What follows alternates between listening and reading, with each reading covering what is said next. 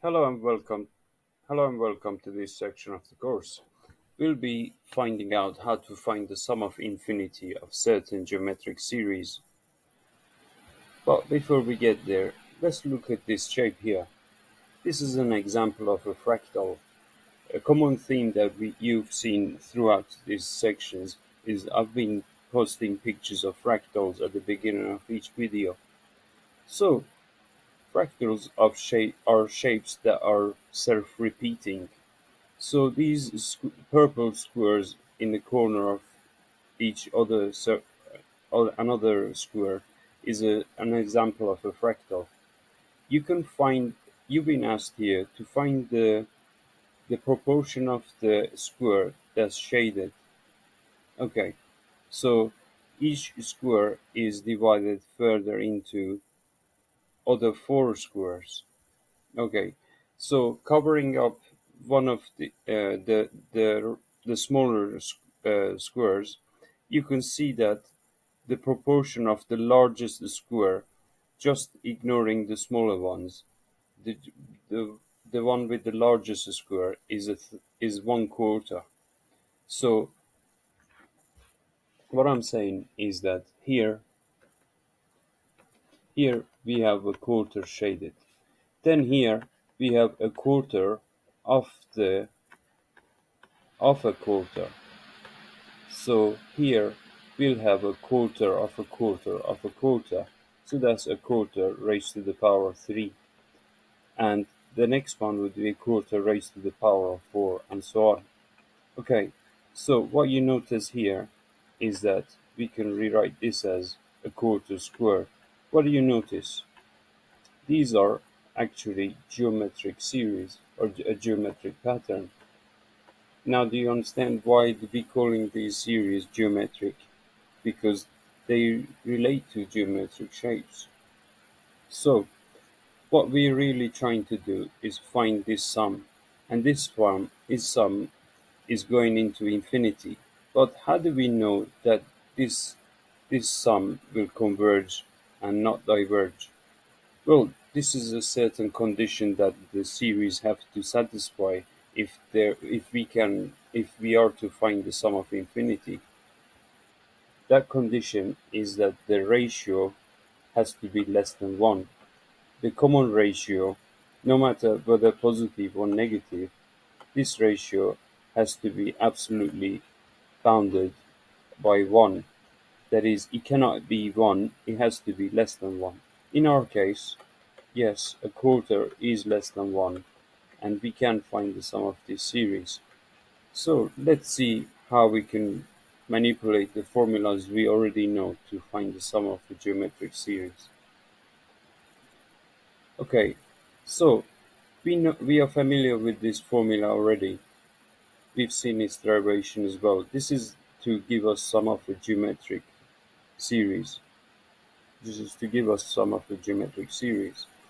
As the value of r here increases, n gets to a large value, n approaches a large value. Let's take an example of r being half. If you test this on your calculator, half to the power of 2 is 0.25, and so on. 0.25125 is half cube. If you raise half to a larger and larger power, you'll get smaller and smaller numbers. Even if you take 0.5 and raise it to the power of 20, you get infinitesimally small number. You can repeat this with any other number less than 1.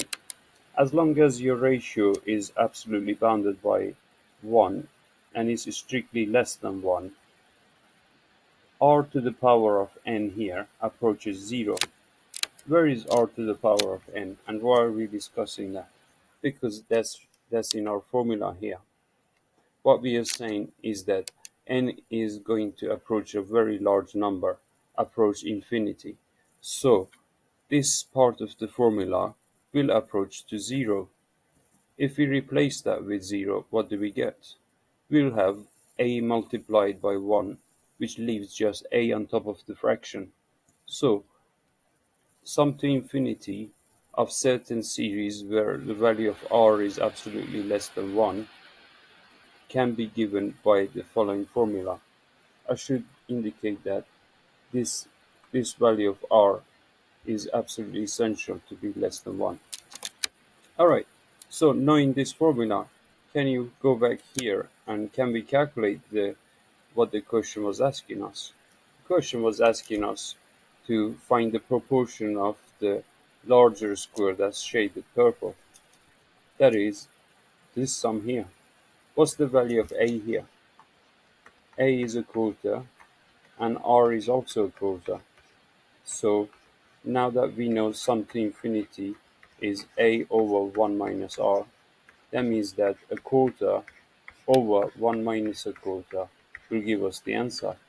So, so the proportion of shape that's shaded is a quarter divided by 3 quarters. That is simply 1/3. Alright, so let's look at some other examples.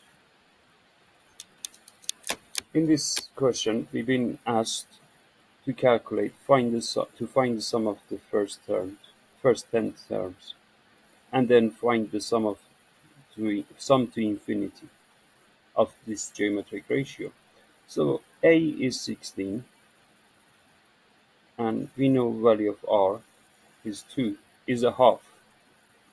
So we can substitute the value of a being 16, r being a half, and n being 10. So into this formula, and we get our answer 31.968. So sum to infinity is once more using this formula. 16 divided by half will be 32. Okay, so in this next question, we've been told that the fourth term of a geometric series is 1.08, and the seventh term is 0.23328. Show that this series converge. To show that the series converge, we need to show that the absolute value of r is less than 1. So we need to calculate the value of r. The fourth term of a geometric series is given by ar to the power 3. So that's equals to 1.08. The seventh term, that's u with subscript 7.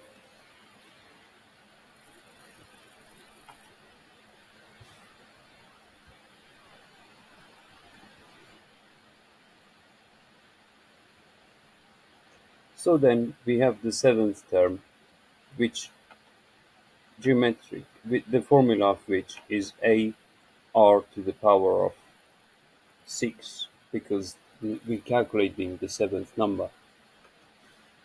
So ar to the power of 6 will be 0.23328. To calculate the value of r, we divide these two equations with each other. So we divide ar to the power of 6 with ar to the power of 3, and that means dividing the right side by 1.08. That would give us r cubed. Alright, so I'm just going to use the PowerPoint here. What we get is r cubed is 0.216. The next step in our calculation is to take the cube root, and we figure out r is 0.6. Now we know r is 0.6. We can answer part B and find the sum to infinity. But before we get there, we do need to calculate the value of a as well. So we substitute this value in either this equation 1 or equation 2. Make sure that you write here what exactly we've done. We've done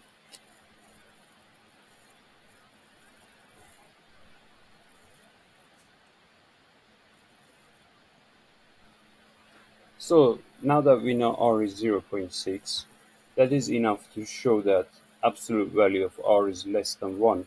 You do need to write that inequality to answer the question like so. So this is the condition that makes sure the sum to infinity converges to a defined definite value. So part B is asking us to calculate that sum of infinity.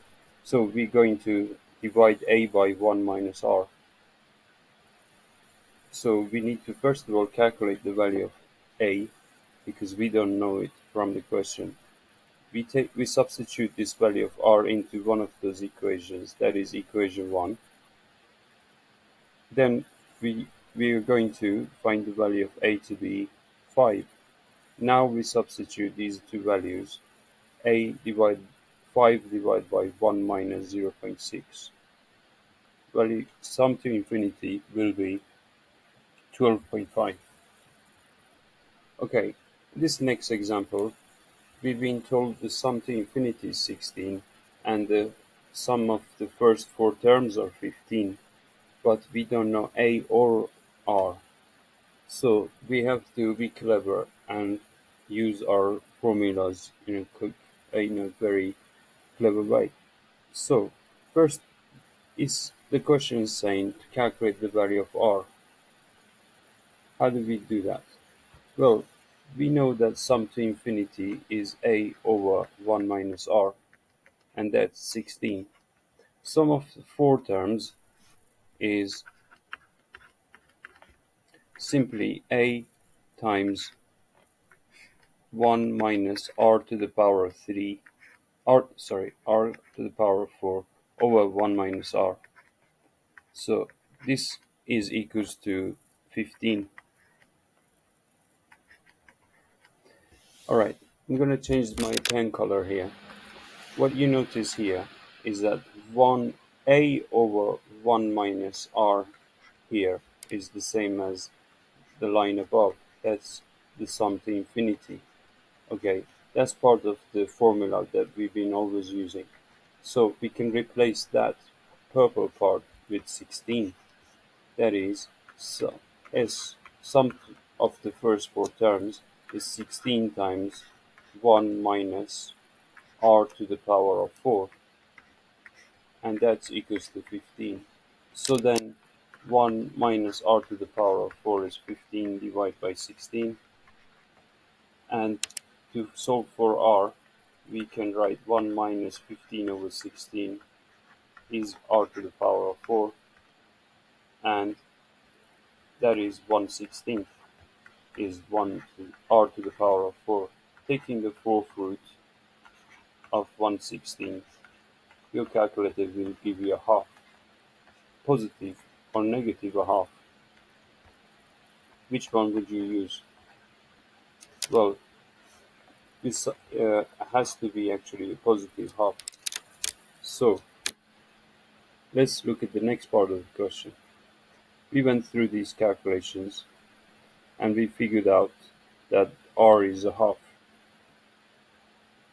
Now, in the next part of the question, part B says that given that all the terms in the sequence are positive, so that means that now we are sure that r is actually going to be positive half rather than a negative half. So that helps us to calculate the value of a correctly.